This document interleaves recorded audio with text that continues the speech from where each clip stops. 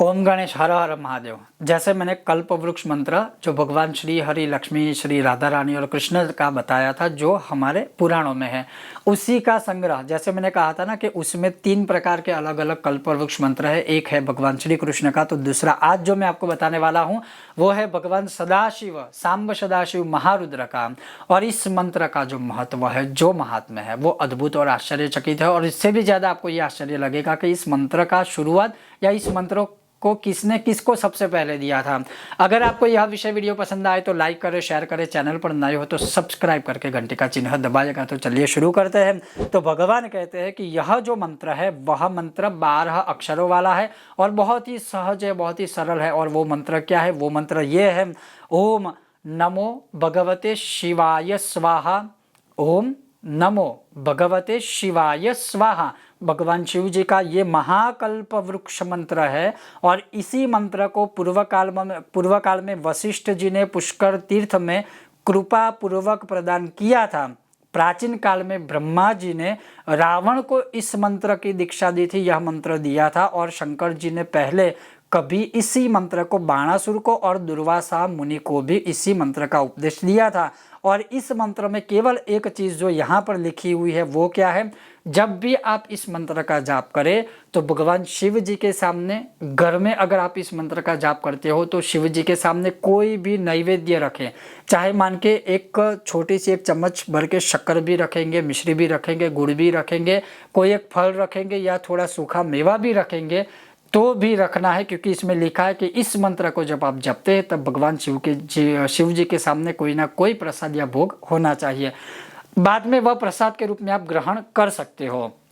अब इस मंत्र की महत्ता क्या है? तो जैसे आपने सुना कि रावण ने भी इस मंत्र को किया था, वशिष्ठ जी ने भी इस मंत्र का उपदेश आदि दिया था, ब्रह्मा जी ने फिर इसी मंत्र को रावण को उपदेश के स्वरूप में दिया, दुर्वासा मुनि को, बाणासुर को भी इस मंत्र से सब कुछ प्राप्त हुआ था। अब इस मंत्र को आप किसी भी दिन से आरंभ कर सकते हैं, लेकिन मूल रूप से सोमवार से आरंभ करें तो सबसे अच्छा रहेगा। अमावस्या से भी इस मंत्र का आरंभ कर सकते हो और किसी भी शुभ काल शुभ समय से इस मंत्र का आरंभ करें। इस मंत्र के लिए रुद्राक्ष की माला का प्रयोग अवश्य कर सकते हो और उसी से करना चाहिए। इस मंत्र को कम से कम हर रोज 1 माला जपते रहिए।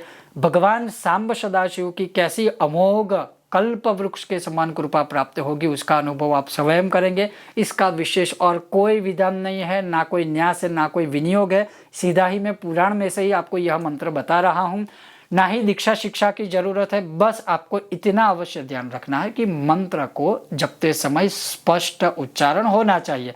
स्पष्ट उच्चारण आ गया तो भगवान को गुरु मान के या अपने गुरु का मार्गदर्शन लेके इसका आरंभ आप कर सकते हैं।